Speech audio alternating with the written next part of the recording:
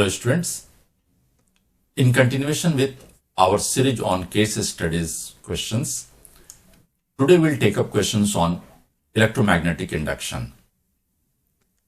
In this series, we have started our discussion with first one on what are case studies questions, why they have been introduced in the syllabus, and what is the best and proper way to tackle case studies questions. We have taken few sample questions there in that particular discussion. After that, we have started chapter-wise case studies questions discussion. In the first chapter, we have taken electrostatics.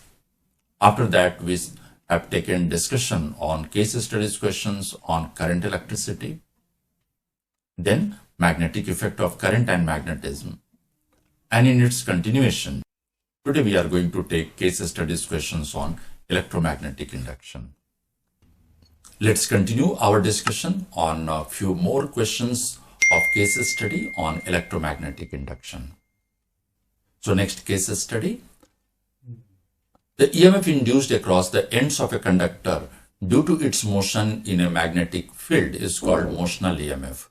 It is produced due to magnetic Lorentz force acting on the free electrons of the conductor. For a circuit shown in the figure, if the conductor of length L moves with a velocity v in the magnetic field B perpendicular to both its length and direction of the magnetic field, then all the induced parameters are possible in the circuit. So we have here in the diagram, it is given that you have a conductor of length L. This is the conductor of length L, which is moved here with constant velocity v, and this is kept in a region of uniform magnetic field. Direction is given that it is acting perpendicular to the plane there, and the resistance of the closed circuit is also given as your R. So let's see what are the different questions given on this one. The first one, the direction of the current induced in a wire moving in a magnetic field is found using. Now you want to find direction of the current induced in a wire moving in the magnetic field. One is your Fleming's left hand rule, second one is Fleming's right hand rule, Ampere's rule, and right hand clasp rule. So obviously in this case, here it is mentioned that you have a rod which you are moving it. So in that particular case, you can get the direction of the induced current by Fleming's right hand rule there, because Fleming's right hand rule will involve the direction of the induced current, direction of the magnetic field, and the force acting on the conductor there. So here force is mentioned there, that in which direction it is acting. Magnetic field direction is mentioned there. So obviously Fleming's right hand rule, we can use it to find the direction of the induced current. If you know in a particular conductor what is the direction of the induced current when it is kept in a magnetic field, you can find out in which direction it will experience force there. So in the same way, we can use this particular case for finding the direction of the current there in the wire. Let's see the next question. A conducting rod of length L is moving in a transverse magnetic field of strength B with velocity v. The resistance of the rod is R, what was given in the diagram also. The current in the rod, EMF developed in the moving rod there, what we also call as the motional EMF, that is given as your BLV. B is the magnetic field, L is the length, and V is the velocity with which the rod is moving. So this is the EMF. You want to find the current developed in the conductor or the rod, so it will be EMF by resistance. So in that case, it is your BLV by R. So let's see the different option. First one is your BLV by R. So this should be the correct one, BLV. Second one is wrong. It is the EMF. 0 is wrong. Then B square, L square, V square by R. This is also not the correct one there. Let's take the next question. A 0.1 meter long conductor carrying a current of 50 ampere is held perpendicular to a magnetic field of 1.25 millitesla the mechanical power required to move the conductor with a speed of 1 meter per second. If you want to find mechanical power will be given as your force into velocity. And force is your ILB. So this multiplied by V, that will be the power there. Now, if you consider the different terms which is given, current is given, it is your 50 ampere. Length is given as your 0.1 meter. So it is your 0.1. And then it is your magnetic field 1.25 millitesla 10 to the power minus 3. Speed is your 1 meter. So in that case, if you consider here, it is your 1.25 and this 50 0 and 0.1 we can cancel. So it is your 5 into 1.25 into 10 to the power minus 3. So this is your 6.25 milliwatt. So here the different option, if you see this third one is the correct one, 6.25 milliwatt. Next question. A bicycle generates a 1.5 volt at 15 km per hour. The EMF generated at 10 km per hour is. So here the EMF developed will be directly proportional to the velocity which is there. So if with 15 km per hour it is giving you 1.5 volt. So obviously in this particular case, if I consider it is your 1.5 at 15 km per hour. So the V divided by the speed with which it is moving, it is your 10. So V will be equals to 1.5 into 10 divided by 15. So it is your 1 volt. So that means the fourth one will be the correct option. Next question. The dimensional formula of the EMF E in the MKS system. Now E, which we are taking EMF. And what is that? It is basically the work done per unit charge there in moving it from one point to other. So that means it's a dimension if you want to find out. It is for work done divided by charge. Now for work done, it is your mL square T minus 2 divided by the charge. That means it is your current into time.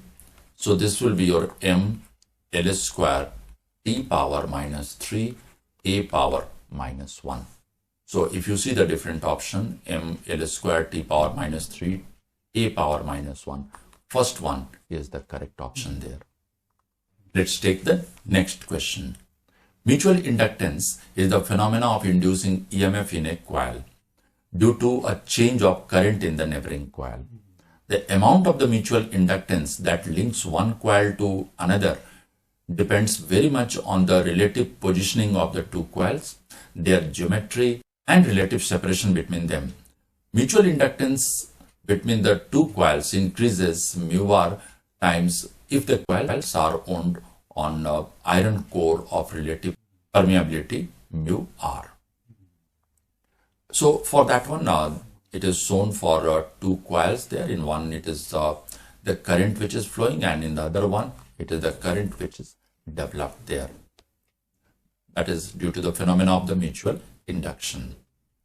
Now let's see the first question.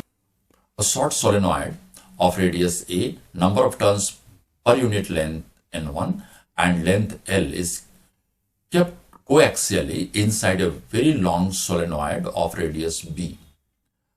The number of turns per unit length is N2. What is the mutual inductance of the system? Now, if you consider the magnetic field set up there due to the solenoid which is carrying current there, so it is kept inside a long solenoid of radius B. So here mutual inductance will be equals to mu naught N2I, that is the magnetic field, multiplied by the area. So it will be area of the second solenoid which you are taking, area of each turn. For that it is your pi into A square, because its radius is given as A, which is kept inside the other one. It is a pi A square. And since it has N1 number of turns and its length is L, so the number of turns involved over the length L, that will be your N1 into L. This is the magnetic flux. And you know that magnetic flux, if it is given, this is equals to M into I, mutual inductance into current. So now if you look at the expression for M, it will be mu naught N1 N2 pi A square L. So here, if you see the different terms there, mu naught pi B square N1 N2, no. Mu naught pi A square N1 N2 L square, this is also wrong because it will be the first power of L. Mu naught pi A square N1 N2 L. So this is the correct one. So the third one will be the correct one. The fourth one is given as your mu naught pi B square N1 L2 L square. So this is also wrong.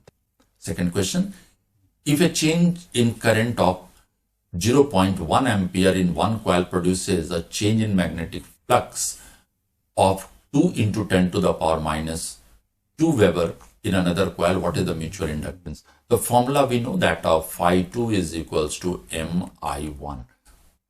I1 is the current through one coil and phi2 is the magnetic flux linked with the other coil there.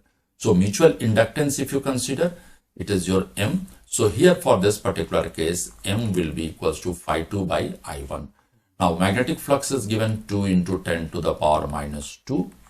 Current is your 0.01, so it is your 10 to the power minus 2. So in that case, it will be equals to 2 Henry. So here, the third one will be the correct option. Next question. Mutual inductance of two coils can be increased by, first one is decreasing the number of turns of the coil. This is wrong. Increasing the number of turns of the coil. This is correct. Winding the coil on wooden core. This is wrong. None of these. So obviously, the second one is the correct option here. Let's take the fourth question. When a sheet of iron is placed in between two coaxial coils, the mutual inductance between the coils will. You are putting a sheet of iron between the two coaxial coils. So in that case, definitely the magnetic flux will increase. This was also, of course, given there in the text there. Like here it is given that the mutual inductance between the two coils increases mu r times if the coils are on a iron core of relative permeability mu r. So obviously in this case, if you consider, if it is said that a sheet of iron is placed, so obviously it will increase. Next question, SI unit of mutual inductance. This is a very simple one. It does not require the reference to the text in the case study. Mutual inductance will be your Henry. Okay. That you know from the knowledge of your mutual induction or mutual inductance. Let's take next case study. When a current I flows through a coil, flux linked with it is phi equals to Li, where L is a constant known as the self-inductance of the coil. Any change in current sets up an induced EMF in the coil. Thus, self-inductance of a coil in the induced EMF set up in it when the current passing through it changes at the unit rate. It is the measure of the opposition to the growth or the decay of the current flowing through the coil. Also, the value of the self-inductance depends upon the number of the turns of the solenoid, its area of cross-section, and the relative permeability of the core material. So this is the text given for the case study, and one diagram is also given where you have been given a coil there connected there in a circuit, and there is a galvanometer to detect the deflection if it is there or presence of any current whenever there is a change of the magnetic flux linked with it. Let's take the first question. The inductance of a coil plays the same role as, options are inertia in mechanics, momentum in mechanics, energy in mechanics, and force in mechanics. Remember, self-inductance will be the phenomena where an EMF or the current will be developed in a closed circuit or loop whenever magnetic flux linked with it is changing there. So it is basically trying to oppose any change in its state. That is, the state means the change of the flux there. So here it is just like the inertia there, where it was also a property due to which the object or the body were opposing any change in its state, whether it is the state of rest or of uniform motion there. So here also it is opposing any change in the value of the flux linked with the closed circuit or loop. So it is similar to the inertia in mechanics. So first option is the correct one. Let's take next question. Current of 2.5 ampere flows through a coil of inductance 5 Henry.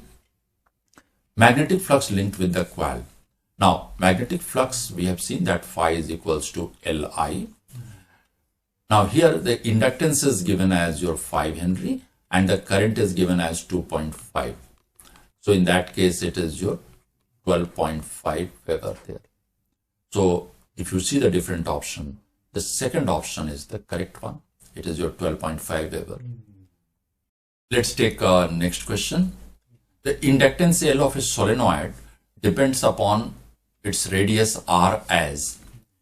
The different options are given. Now for the solenoid, if you want to find out the expression for the self-inductance, if you take the formula for the magnetic flux, so that we can get it by magnetic field into area. Now magnetic field due to a long solenoid, if you consider it is your mu naught Ni, area will be your pi r square, and but this will give you the magnetic flux linked with each turn there. So if it is linked with each turn and you have suppose a solenoid there having a small n number of turns, so this multiplied by the length L, if I take over a length L, what is the magnetic flux linked there? So in that case, this is the expression for the magnetic flux. So this is your mu naught N pi r square L into I. Now this is equal to L into I. Flux is equals to self-inductance into current. So that means L, if you consider, it is your mu naught pi N r square L. So L will be proportional to r square. So if you see the different option, first is R, L proportional to R, wrong, L proportional to 1 by R, L proportional to R square, third one is the correct option there. So here, this will be the correct option, because the fourth one, if you take L proportional to cube, R cube, this is also wrong. Now, next question, unit of self-inductance. Now here, we have the basic formula, that is for self-inductance phi is equals to Li. So if you take this one, then L will be equals to phi by I. So the unit can be Weber per ampere. So first option is Weber ampere. This is wrong. It is Weber per ampere. Second is per Weber ampere. This is also wrong. Now, ohm second. For this one, let's see the other expression in which self-inductance term appear. So here, if you differentiate it, you have d phi by dt, which is your L di by dt, and this is your minus. So E is equals to rate of change of the flux, so it is with negative sign here. So that means expression for L, if you want to find out the just for the numerical value, it is your potential difference EMF divided by current, that is your delta I divided by delta T. Now this particular term E by delta I, which is the potential difference by current, so this is your resistance, so this is your resistance R. This term will be the time term, it will come there in the numerator. So the unit, if I take for this one, it is your ohm, for this it is your second. So that means ohm second, third one will be the correct option. Farad is not the correct one. So this is the third one, which is the correct option there. Next question. The induced EMF in a coil of 10 Henry inductance in which the current varies from 9 ampere to 4 ampere in 0.2 second is, you have to find induced EMF. Now the formula for that just now we have seen it is your minus L di by dt. That means we can easily take the expression as your minus L delta I by delta t. So the EMF, if you want to find out in magnitude, it is your L, that means it is your 10. Current is changing from 9 ampere to 4 ampere. So in that case, the change will be there of 5 units. 9 minus 4 or 4 minus 9 if you take, divided by your 0.2 seconds. So this is your 50 by 2, that is your 25. So it is your 250 volt. If you see the different option, second one, that is the 250 volt will be the correct answer there. So this was our discussion on few case studies questions on electromagnetic induction. In our next discussion, we'll take up case studies questions on alternating current.